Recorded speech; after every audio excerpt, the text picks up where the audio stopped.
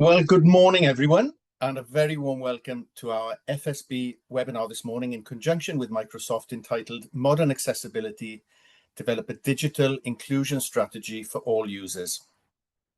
My name is Rob Bazzini, Development Manager for FSB in the South, West and Mid Wales areas, and I'm delighted that this morning we're joined by Hector Minto of Microsoft.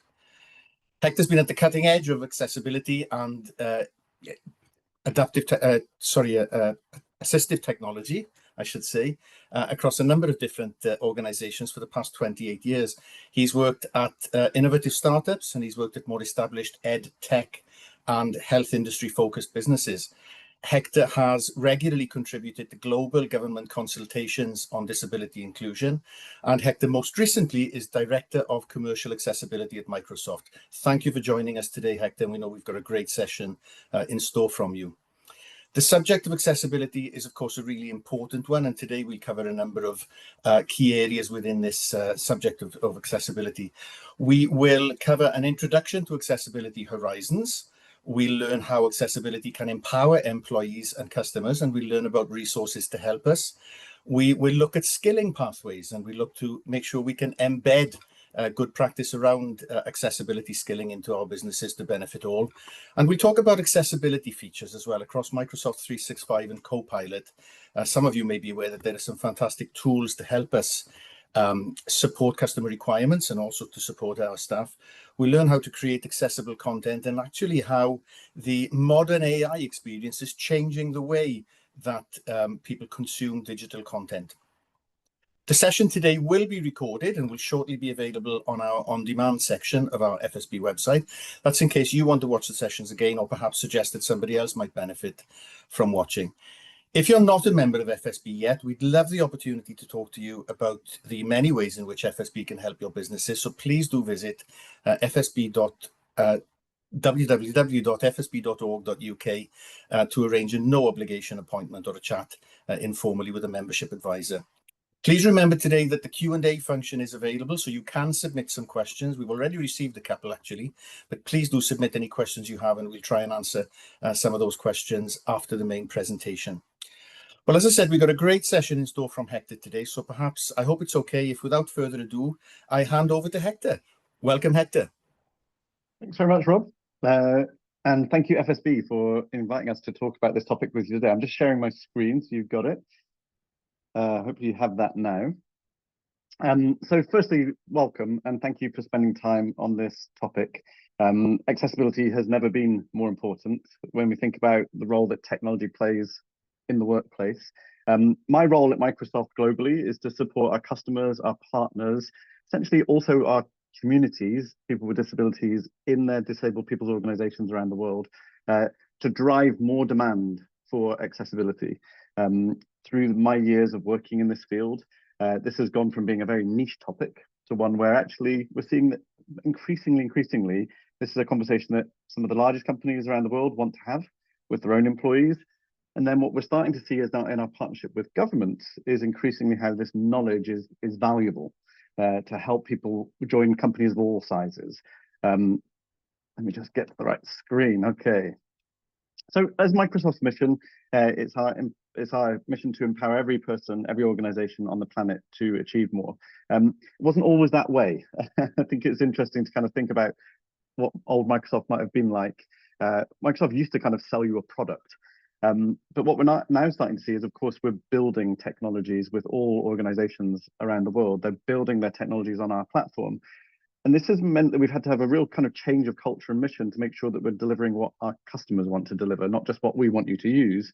This build with concept has become ever more important. And as that has happened, of course, that means that we've started to see this demand in banking, healthcare, education for much more inclusion. Now, we always had a focus on accessibility within Microsoft, but it's never been more important. Later this week, this is not specifically a UK thing, but in the EU, we've got the European Accessibility Act going into action. Any business selling into Europe will need to be digitally accessible. So the point here is that industries, regulators, governments are starting to recognize that the more that we live with our tech, the more it needs to include everybody. And when I talk about accessibility, of course, we're going to focus today on disability. That's really where we focus. But increasingly, there's also a demand for inclusion in other aspects of digital, which are including language. Translating stuff is so much easier than it used to be, and the quality is so much better than it ever used to be. And then also literacy. And literacy, getting literacy support with technology, not just in does it read to me or can it read to me, but how do we write documents, or how do we get information that's written to the correct level required for somebody to understand out there in society. That's also an important topic. But to start off, I just want you to get into that right mindset of this is not just feature today. We're going to show you lots of features that drive inclusion.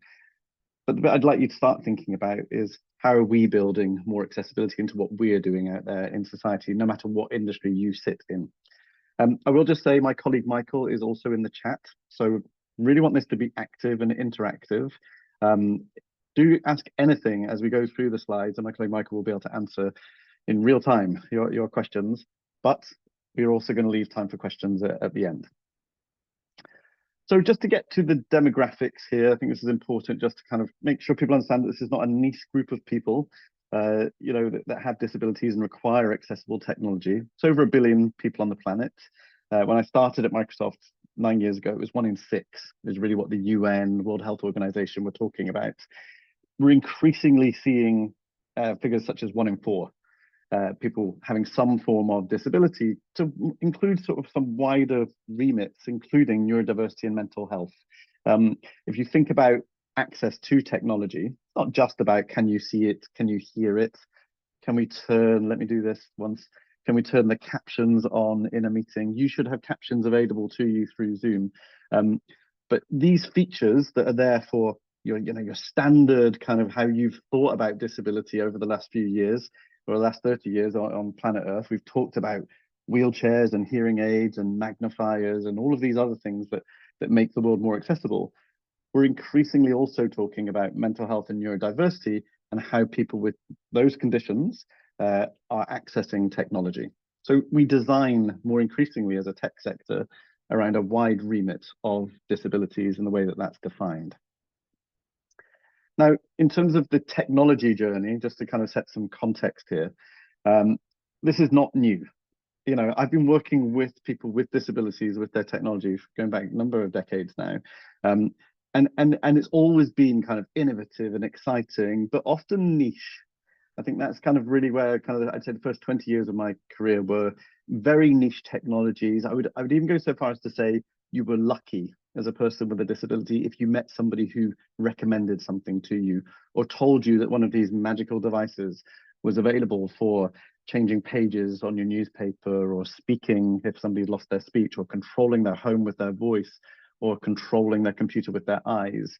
These are really amazing assistive technologies that are still used today by people with disabilities out there. But what's been happening is this move towards mainstream technology. Your phone, your laptop, your tablet now increasingly has a lot of features and a lot of tech in there that would support somebody with a disability. And when we think about your remit of employing people with diverse needs, no matter what your size of business, you're going to be able to kind of discover features built into those laptop experiences, or built into your telephones and things, that will drive more accessibility and more access and more productivity in the workplace. The other thing just to say as well is that we've moved more towards cloud and AI technology and Gen AI technology. So we're going to talk a bit about AI today and show you some of these features. But as I show you these features, they're not all AI driven. Some of them are just simple things that have actually probably been around for many, many years, but people are just not aware of. Just to reinforce this other point as well, we talk about disability, but the other thing is that when I show you features for dyslexia, you're going to be thinking, oh, I could use that for people with language difference or with literacy differences. So we do start to encompass kind of a wider group of people that will be empowered by these features. In the disability world, we call that the curb cut effect. I'm not sure if people have heard that term, but essentially means that when you design the dropped curb, as we would call it here in the UK, It benefits the people you designed it for. It was designed for wheelchair users, of course, to be able to navigate around cities and things. But of course, a much wider group of people benefit when we design around the use case of disability. So people who have got pushchairs, or people who are delivering heavy goods into office buildings and things, all benefit from having these drop curbs. In the same way that when we create captions for people who are deaf or hard of hearing, that also benefits people with literacy requirements in meetings, or people with who are neurodiverse benefit from having the captions available to them. So you benefit a much wider group of people with these features that I'm about to show you today. One thing I would also say here is this is not just about the features that we'll show you, it's also about all of our responsibilities to create accessible. So one thing I would also say to people listening to a session like this is you all create something digital, whether it's an email or a social media post. And the minute you create something, you have to make a choice as to whether you're building an accessible version or an inaccessible version. So the next video you put onto a social media platform, could you add captions to it? Do you know how to add captions to it? Do you know what best practice is for putting captions on that video? This is part of the story here. We will provide the features for people with disabilities to access their tech, but all of us need to start thinking about the documents, the social media posts, the emails we put out, and check that they're accessible as well. And we'll get into that. But first, I want to tackle this concept of discoverability. I'm going to talk you through these features, but as I show you them, I want you to ask yourself, have you heard of these before? Have you seen them? Did you know about them? Who would you send them forward to? Who would you show those features to? I would say our biggest challenge in the accessibility space is the discoverability of features. Many people don't know that you can type one-handed on a keyboard. And yet we will meet somebody who's broken their arm or has limb loss or has limb difference. And we wouldn't know to tell them that there's a setting on every PC in the world since Windows 95 that would make typing one-handed. You don't have to do Control, Alt, and Delete all with one hand. You can actually do one key at a time. And the way that you will access that is you just press your Shift key once, twice, 3 times, 4 times, 5 times. Click that 5 times, and you will see this option for sticky keys appear. Now, that feature, as I say, has been around since 95, and yet I still meet people all the time who don't know it's available, and I meet people with the disabilities where it would be useful who don't know it's available to them. So this is this challenge of discoverability, which is where we've made real commitments to increase the discoverability of what we're doing by design. You're going to find it easier to find our accessibility settings, or they'll probably be suggested to you in the time that you need them. But what we're also trying to do is invest in skilling and training, partly why we wanted to do this webinar with you today. We want businesses of all sizes to benefit from having this technology available to them. So we've partnered with the DWP, and as part of our Disability Confident Leader status, we've had sessions where we've really gone out to disability confident members around the UK to drive awareness. We've trained 30,000 work coaches so that people who are being prepared for interview in your businesses, if they have disabilities, hopefully they're being told about accessibility so they can start talking about that in their interviews and using those technologies to get into work. But fundamentally, we believe that skilling and awareness is important. The other thing we've done, I'm not sure if anybody has seen the television adverts recently with Currys. Currys has started to talk about mainstream technology and accessibility much more confidently. They've got this on their website. They're showing all of the kind of the accessibility features so that people can find these technologies.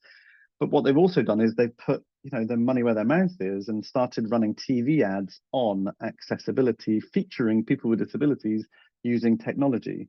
So this is the impact we can have as an organization, is by striking up partnerships with organizations of all sizes to train people and help them discover accessibility.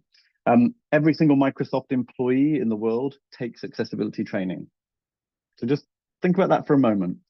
That's every lawyer, every salesperson, every event coordinator, every salesperson. I'm trying to think of all the other different roles, every accountant, takes accessibility training at Microsoft, and you learn three things. You learn what is disability, okay, and why it matters to Microsoft as a business. You learn what are the tools that people with disabilities use. You get a bit of a flavor of some of the things I'll share with you now, so that you start thinking about these features and using them yourself if you need them, or passing the information forward to people who need those technologies. And then you learn, how do I build an accessible experience? Because whether you are a lawyer or an event coordinator or a salesperson, you can have an impact with the digital technologies that you build or the experiences that you create and make them accessible or not. This concept of deliberate inclusion is something that we're trying to drive forward culturally within our organization. And it makes a huge difference. I cannot tell you how thrilled I am when I'll meet like an intern who will open up a meeting and say, I've put the captions on just in case anybody needs them. And I sit there and I'm like, hallelujah, amazing. This is like fantastic that we've reached somebody who's thinking proactively about this topic on a daily basis. This is the dream. This is what we want to get to.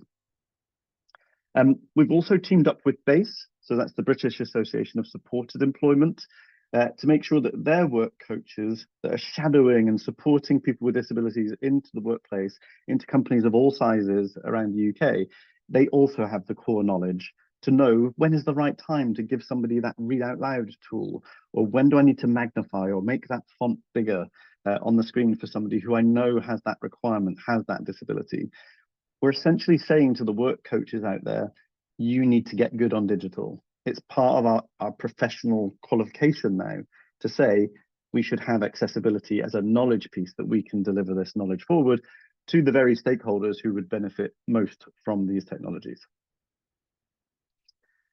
And we want to make all of our training as discoverable as possible. So we're going to be sharing all of these links with you, either in the chat or they'll be on the summary that are emailed out afterwards. But essentially, this is just a flavor, a start for today. We've got so much training available for you, depending on what it is you want to do. Whether you want to set up inclusive hiring programs, set up your own accessibility team in your own organization, go and actually kind of, bring it into your digital requirements within the business, or if you just want to train your workforce in the tools that are available and take our training and put it out on your training systems, or in any platforms or any internal SharePoints and things that you build, we can do that. We can give you all of our training. So please don't feel that this is like your only chance. We want as many people to get skilled up on training as possible. And as you saw, we've trained over 5 million people so far as part of this project. Looking ahead, and then before we get into the features, the other thing is that the workplace is changing. So there is much more requirement in organizations of all sizes to start to learn how to use some of these new AI delivered tools, things like the copilots that people are talking about all the time. And so what we're also doing is focusing on skilling people with disabilities ready for this AI focused workforce. And we feel that the best way that we've been able to do that is by having role models, people with disabilities working in the tech sector, working in the not-for-profit space, working for Microsoft, talking about how they're already using AI on a daily basis and how it benefits them, and how they are skilling themselves up to maintain their job readiness. So another course if you're interested in taking it. Now, when we started this project of engaging with organizations of all sizes around the world, all with a different focus on disability or accessibility, we were kind of having different conversations all the time, but they essentially fell into three buckets. Some companies were really focused on their employees, and some companies were really focused on their customers with disabilities. And in the middle was this group of people who were really focused on the discipline of accessibility, building accessible testing for accessibility. Think of them as the IT pros or the accessibility professionals. And through that learning, it got to the point where we thought, actually, every company needs to have all of these things as part of their strategy. And this is what we do as Microsoft. We make investments all over the organization. Are our colleagues having the best day-to-day experience they can have by getting the tools they need, by getting the extra tools that they need, by having the accommodations they need in the workplace? Are we skilling and training our business to build routinely accessible experiences? buy accessible products. That's another big thing here, but essentially building the kind of the internal systems to be accessible as well. Think of your pay slips or your learning platforms, and then customer deliverables. How do we leverage and innovate to drive more accessibility in those industries that we talked of at the start? I think, I absolutely believe, I mean, this will be the book one day. We're already kind of writing a lot of collateral around this. That's it. Once you get all of these three horizons invested in, you'll start to make progress here, because by linking your D&I, and your strategies around D&I, and employing people with disabilities or supporting people with disabilities in the workplace, what you will lead to is more accessibility in what you build out there and put out there into the world. And that leads to usage. So first, demos, essentially. And I say, please start putting your questions in the chat and getting ready to ask questions as we demonstrate these things. But if you look at just a simple example of our browser, so Microsoft Edge on your PCs, you should be able to access Microsoft Edge. When you open up any website, you can have it read aloud to you. You just right-click anywhere. If you don't want to read it, you can just right-click and it will read the website to you. And we are seeing these numbers increase all the time. The more awareness that there is out there, the more that some people need it read to them and find this option available to them. You can just have it read to you, and it will read to you in a really nice voice, and it will read to you in multiple languages, no matter what you've translated it into. So it's a pretty normal process for somebody to see a website, translate it into, I don't know, Bangla, and then click read aloud and have this beautiful Bangla voice reading out their Lloyds Bank credit card statement. That's a normal experience now, okay? And it's a nice experience. There is an extra filter on top of that, which is the dyslexia features within Edge. So you've got the read aloud option, and then you'll have a second option, which is called Immersive Reader. And what the Immersive Reader allows you to do is change the fonts, change the spacing between the words, apply the Erlen color or the pastel color frame over the top of what you're trying to read to make it easier, to make it less kind of visually disturbing for someone. You can then also do things like change the spacing between the words so that you avoid visual crowding.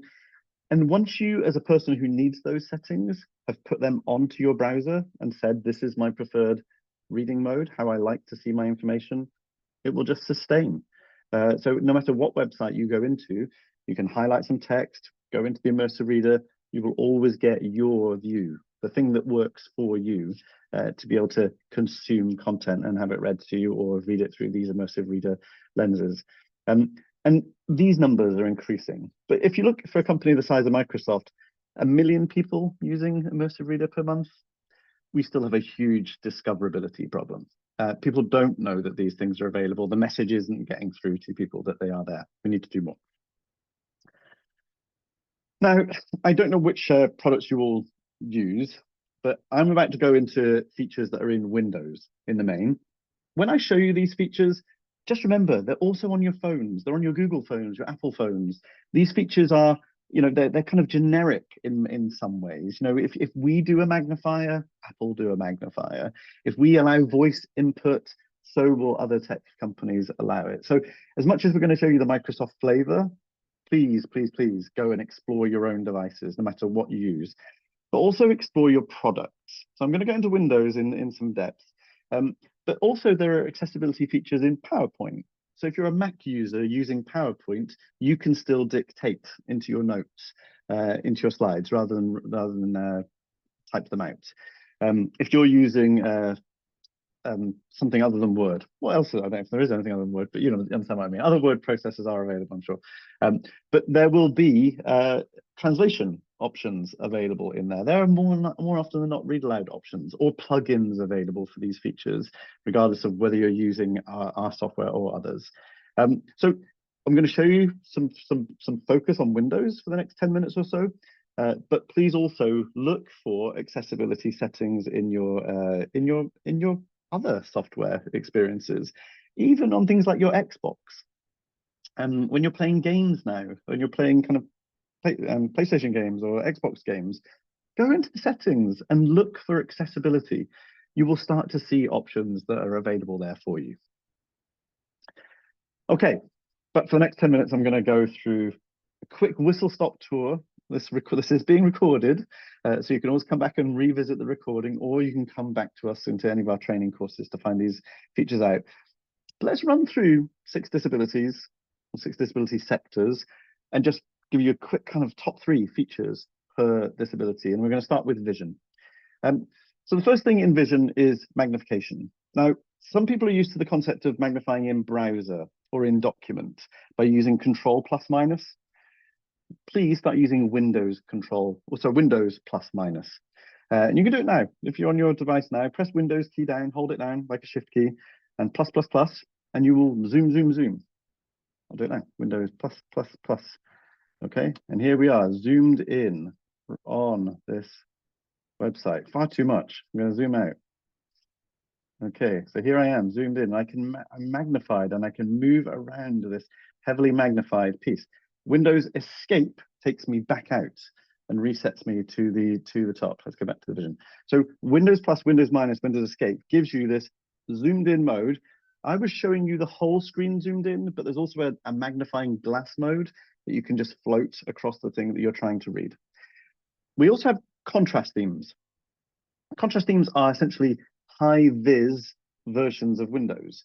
So if you go into Windows key U, that's into your accessibility settings, and look for either high contrast if you're on Windows 10, or the much more beautiful contrast themes in Windows 11, then you will find a really beautiful experience of high vision, high vis Windows. This used to be quite an ugly experience. Now what people are saying to us is a beautiful experience. So we've taken a lot more effort into create like an equitable experience, whether you're using the standard designs that are there in Windows or the contrast themes. And I've already mentioned the other one, read aloud. Quite often people who are magnifying, they just want to have a break from straining their eyes. So when you're reviewing a document, rather than kind of strain to read that document, you can have it read to you in Word or read to you in your browser. So be on the lookout for those read aloud features. Okay, hearing next, important one. Okay, we're on Zoom today. Zoom has captions, so use them. Teams has captions, use them. But more often than not, we're hearing from people who are deaf, hard of hearing that it's much more than just the online meeting experience where they need captions or where they need support. So we also have an option in Windows 11 called Windows Live Captions. Control Windows L, if I just do it now, will bring up my caption screen here. And if I go into my, including microphone audio, these are the captions that you will have available to you in Windows, and you can run these all the time, wherever you are, no matter what you're trying to listen to. It could be an online training platform. It could be an in-person meeting with your doctor. You would be able to just flip your laptop open up the microphone and have these captions available. And look how good they are. Look how quick they are. I can talk about the basketball that I was watching, the Indiana Pacers lose to the Oklahoma City Thunder. Okay, it did an okay job. Yeah, but essentially it's got a big vocabulary ready to add captions at any point. So be on the lookout for that one in Windows. The other thing that people who are deaf, hard of hearing want is longer time to see alerts. So again, what you can do is when you get alerts on your PC, but you might miss the audio, you can lengthen them or have your whole screen flash when alerts come in on your device. Okay, we're rattling through. Mobility, I've talked about sticky keys already. The other 2 big ones here are dictation and voice access. So Windows key H on your PCs allows you to type anywhere with your voice. So you could be putting a LinkedIn post up or filling in a form on a business application. And if you just sit there and say, it's going to be too much effort for me to type that, you can now just speak it and it will type it in with beautiful punctuation available for you. So if you haven't tried these tools for some time, or you run an older version of Windows and it didn't feel kind of successful for you, try it. Yeah. What we know is these technologies are improving all the time. Almost with every version update, you will get improved performance. The other one, the one I'd mention here is word prediction. Word prediction, of course, is great on your phone. You've got it on your phones. It's also available through your PC. So go in through Windows key I into your settings, look for typing settings, and you'll be able to turn word prediction on no matter where you are. Just from your physical keyboard, you will then have words given to you to support word prediction. Speech, I'm going to ignore for today, come back to it, but essentially speech, we're seeing speech access is part of technology, but speech disabilities where speeches are unclear or speech is unclear, a lot of people are suffering from kind of not being able to use mainstream technologies now. So think of like your home control systems or your dictation tools or your meeting transcripts or meeting notes. People with speech difference are being excluded from those experiences. So we're working across sector to make sure that the AI that these tools are built on is increasingly including people with diverse speech patterns, non-standard speech patterns. Just want to wrap up with neurodiversity and mental health. So first things first, your computers take up a lot of your brain space. All of us only have a certain amount of brain space available. And so people who have mental health conditions will quite often say to us that there's too much information coming through to them in the workplace. So we've introduced things like focus mode in Windows. You can access that by going into Windows key N into your notifications, and you can turn on focus mode to remove distractions. You can also use things like the immersive reader that we spoke about earlier to get rid of the adverts, get rid of the temptations, calm your alerts down on your system. You can turn off and choose what gets through your alerts when you're in focus mode.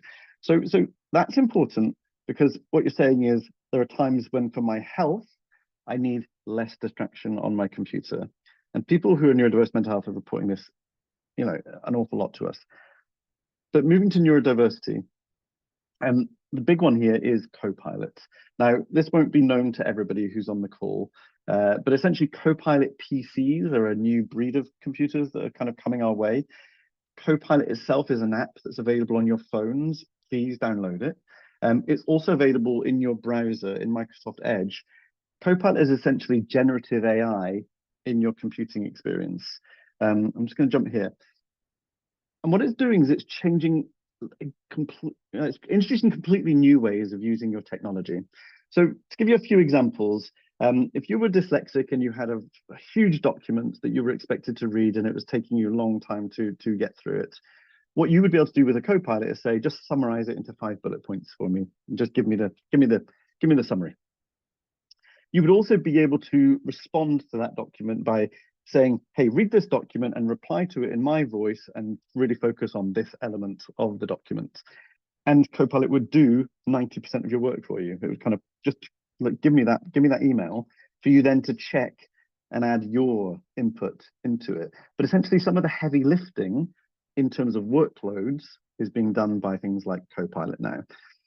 There have been some real surprises as we've got into this that we didn't really think about from the kind of the accessibility perspective, but people with disabilities started bringing them back to us.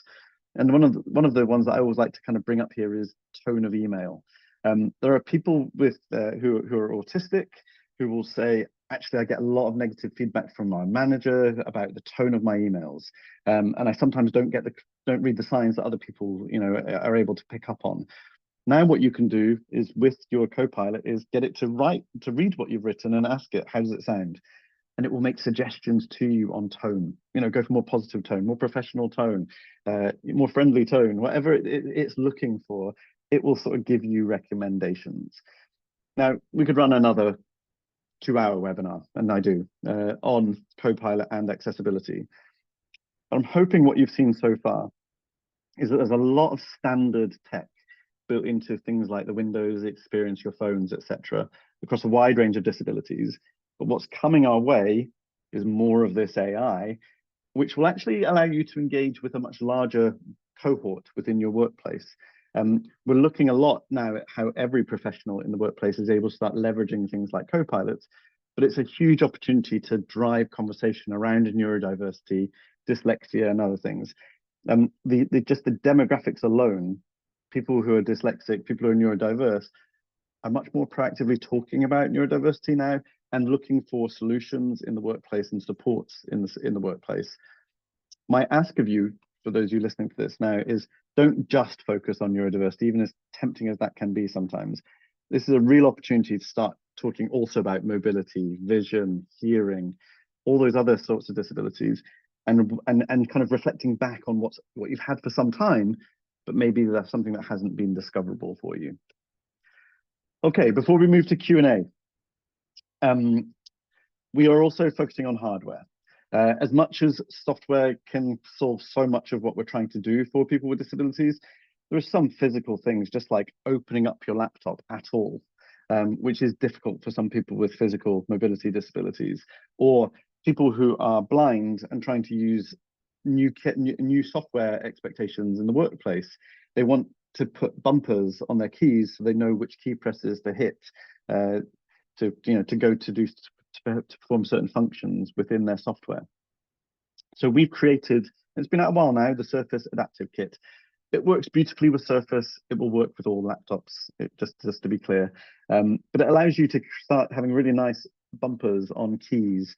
It allows you to tie a lanyard to the casing of your laptop, so that even with a mobility disability, you're able to open that up by kind of grabbing hold of your lanyard and then opening it.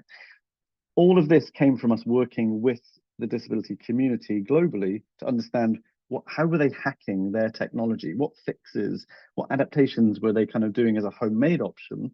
And then we took those ideas and put them all into a nice little pack, so that just for a few dollars more, a few pounds more, when you're buying your laptop, you've got these accessibility options. So be on the lookout for those.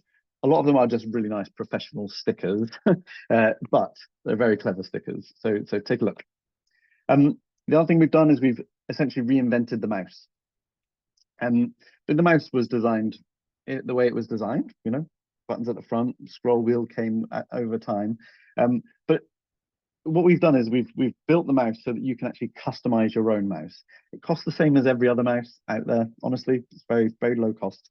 But what you can do is you can 3D print whatever you need your device to do.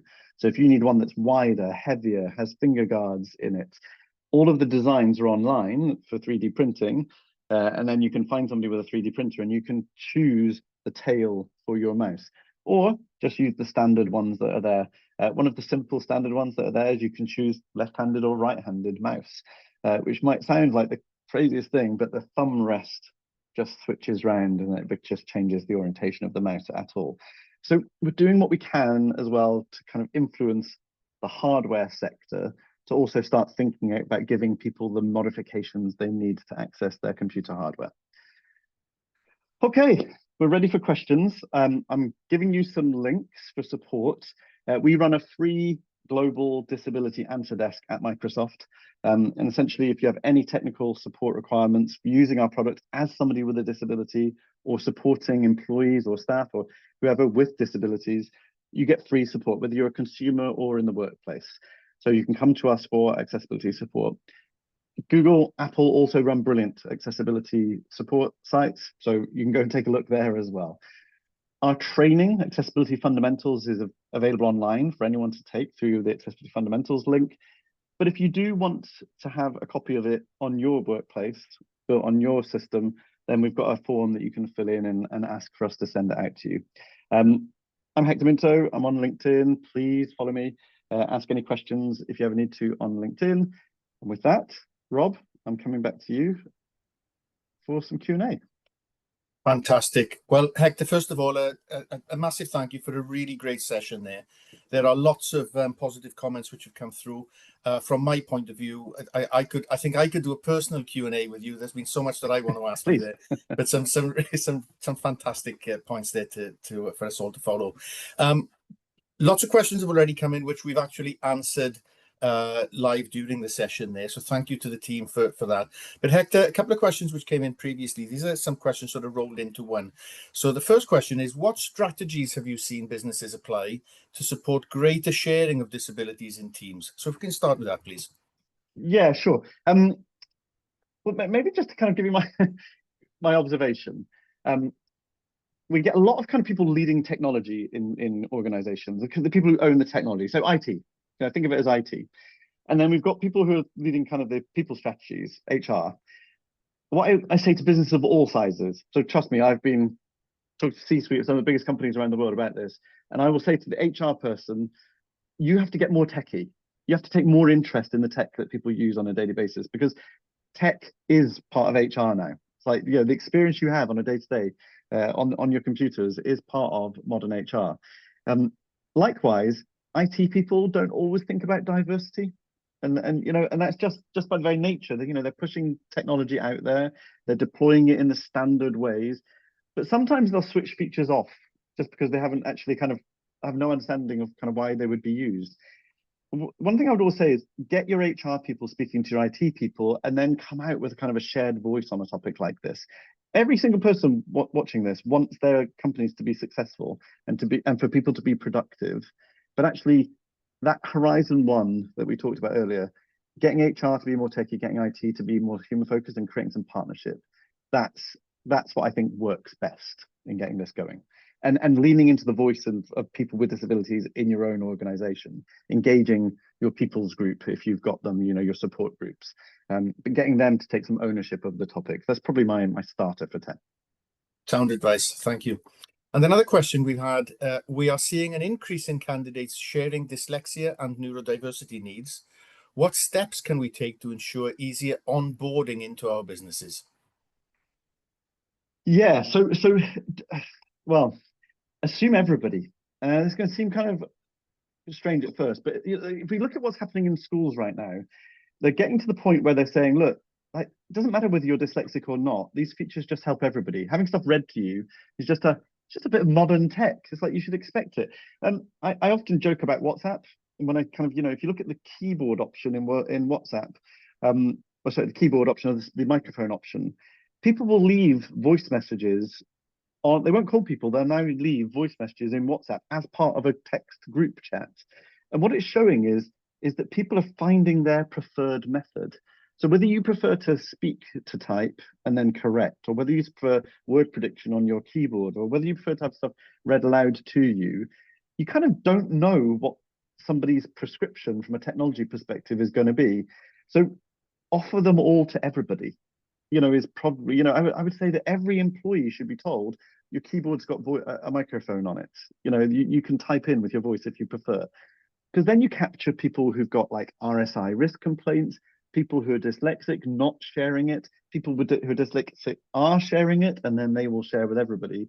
But start from this concept of a multimodal human, where the technology is so good now, genuinely is so good now, that no matter what your preference is for putting information in, getting information out on your PC, offer them all to everybody, and then you'll capture people who are neurodiverse, dyslexic, as part of that. Would probably be where I would get started. Great, thank you. And a question has come in: what future trends in technology might present new accessibility challenges or opportunities? Oh, what a great question. Because it's always both. Okay, it's like no matter what, it's like I said about the voice, the voice assistants in the home now. When they first came out, they weren't great, were they? I mean, I didn't enjoy mine at first. The apps were very limited. I felt like I only ever did the first two things I think I did on my device. I won't say which one when I first got it. But they're getting cleverer all the time, aren't they? And so suddenly, they're becoming more inclusive. They're becoming more accessible because the device has made it out there. And then the honing happens afterwards. I would say exactly the same happened with Teams and Zoom when they first came out. It's like, wow, amazing. Oh, look who we've left behind. Yeah, it was the experience. And we're seeing exactly that with AI now. So what's happening with AI is everyone's got the hot idea, and they're going to go and drive digital transformation. They're going to make this thing that wasn't AI driven start to use AI. And then they're forgetting a group of people who will be excluded by that new experience. And the one that's going around my world a lot right now is HR tools that are screening candidates using AI. And then if somebody doesn't look at the screen during an interview with an AI, they get screened out of the job. But that's their nature, is to not look or to avoid screen contact and don't like it. And then the systems start excluding them. So all I would say is that the trend of digital transformation, I mean, it's going to sound really trite, but digital transformation almost always excludes somebody. Look at the high streets changing around us. what options are disappearing for people in the online experience that they would have had in the in-person experience. So we have to be, no matter what the trend is, we've got to be on the lookout for kind of who's impacted and what mitigations are we putting in place. And I think we are going to start increasingly turning to AI and technology to solve that. Simple language is one that's part of the European Accessibility Act. So by law, companies in Europe are now going to have to do customer support with a language level no greater than B2 in European languages. Okay, ask a human to write that document in B2. They'll do a terrible job, yeah? Or at least they might do a good job on one, but not on others. Turning to the tools to get them to do these because that demand has been created, that's what I think we're going to start seeing. People will start using the AI in smart ways to drive more of that kind of equitable experience. Great, thank you. And another couple of questions we'll work through if it's okay. Sure. I'm a micro business with limited resources. Any specific advice you have for me? So it's all out there. So LinkedIn is amazing. Go take that LinkedIn course on modern workplace accessibility. But also when you're, I would say, well, there's a kind of a, depends what the question is in terms of guidance.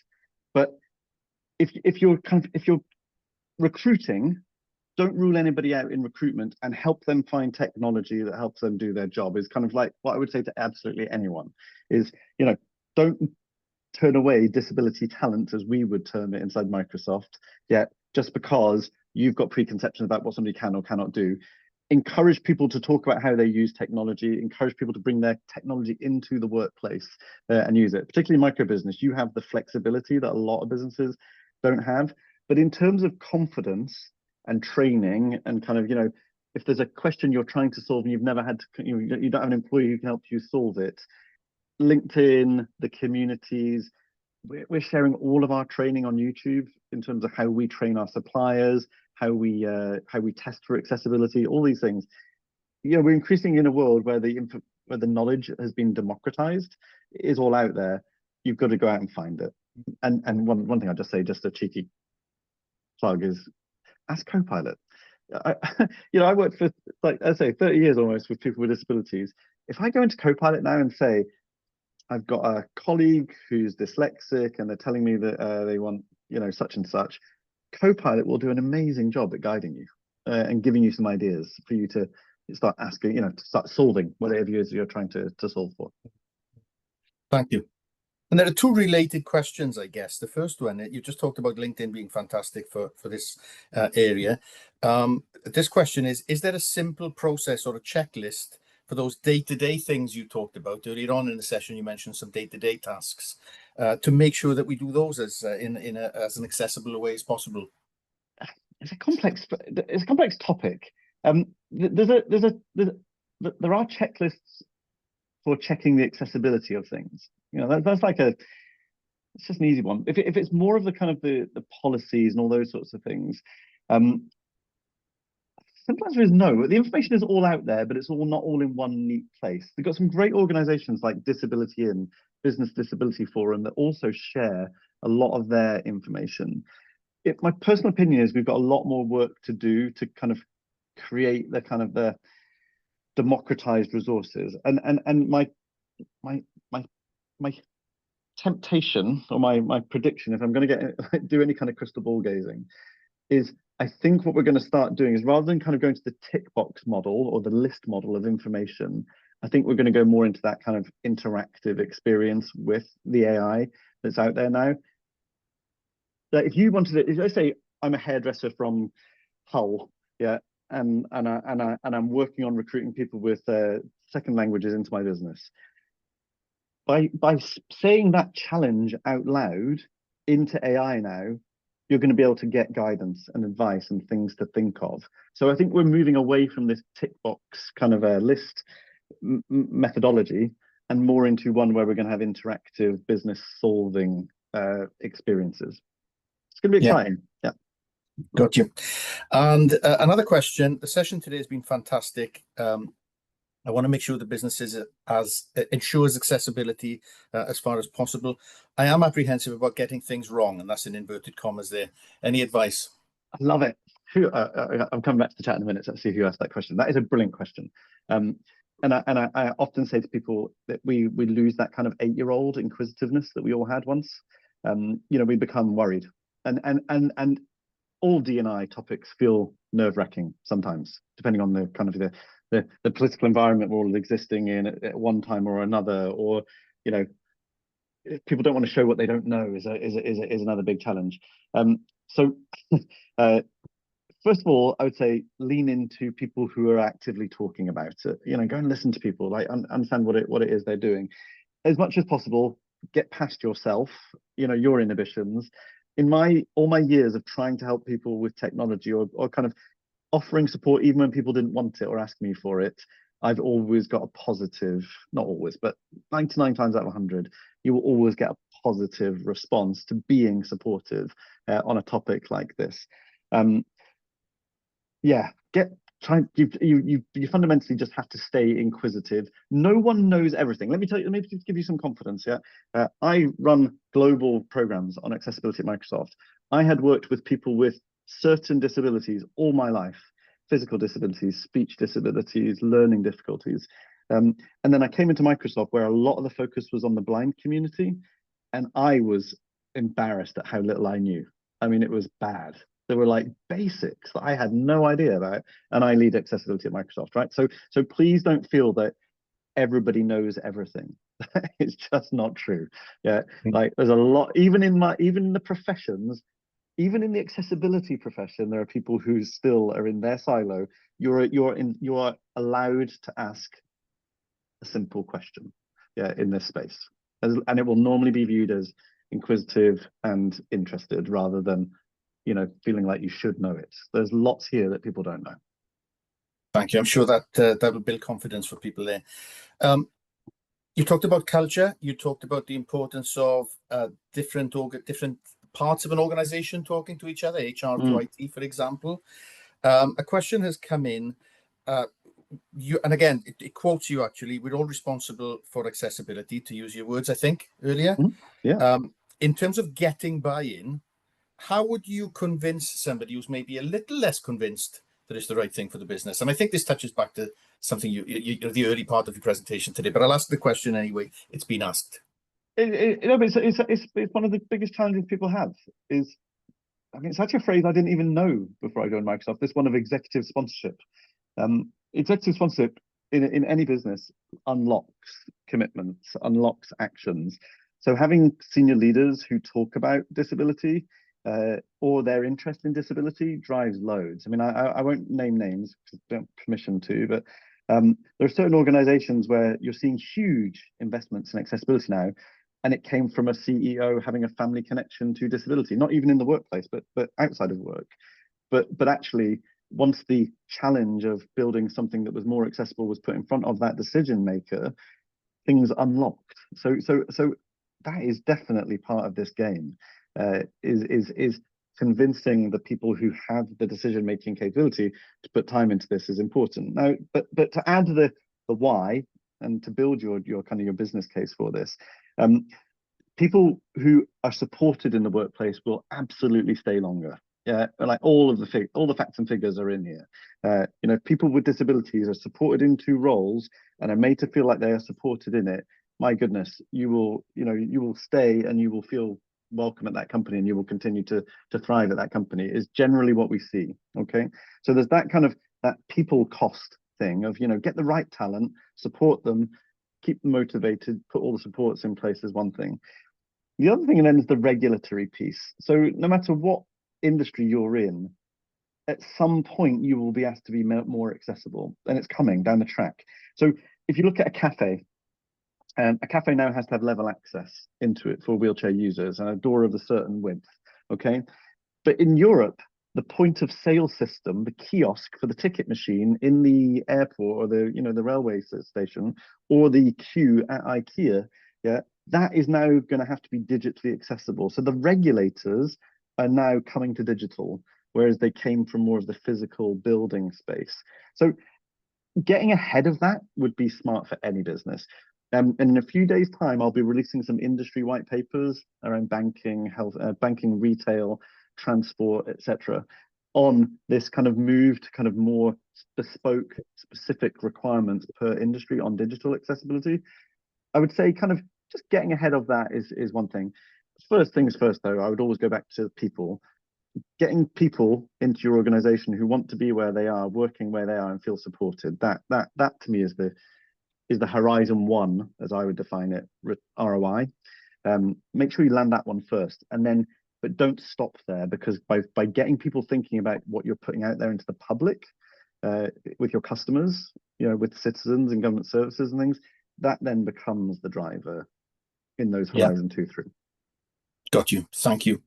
And Hector, we are approaching the end of the session, but I hope it's okay if I ask you one last question. We've talked about lots of things today, of course, but if there was just one piece of advice that you were to give people attending today, what would that piece be? Oh, create a learning strategy. What I can guarantee you now is that the tech won't stay still. Okay, and having this as a kind of a calendar event. We have Global Accessibility Awareness Day in May. We have International Day of Persons with Disability in December.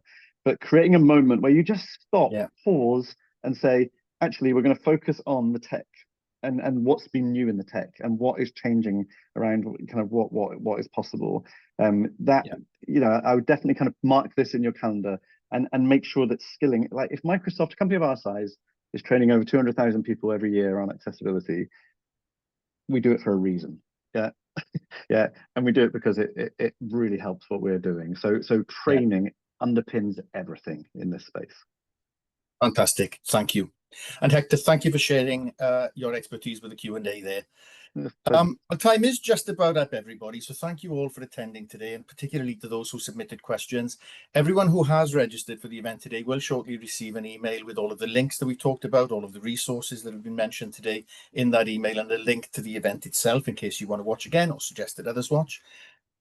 Please don't forget that there are 2 other webinars in this series of events with Microsoft. You can find those on our FSB On Demand section of our website again. And please also remember that you can visit the Microsoft AI Hub on our FSB website for some more fantastic resources. We do hope that you will have found today enjoyable and productive. If that is the case, please do leave us a Trustpilot review. We'd really appreciate that. Hector, a massive thank you again for a fantastic presentation and a really great Q&A. Your time and expertise and support has been really appreciated, and I know will be really valuable to those attending today. So a massive thank you. Thanks, Rob, and thank you, FSB, for the partnership. Thanks for spending time on this topic. Thank you. Thank you. Thanks to the team, by the way, behind the scenes for your support with the event today. We look forward to welcoming you all to future events, attendees who are here today. We look forward to welcoming you to future events. And in the meantime, best wishes to you and your businesses, and look forward to seeing you soon. Thanks, everyone. Bye.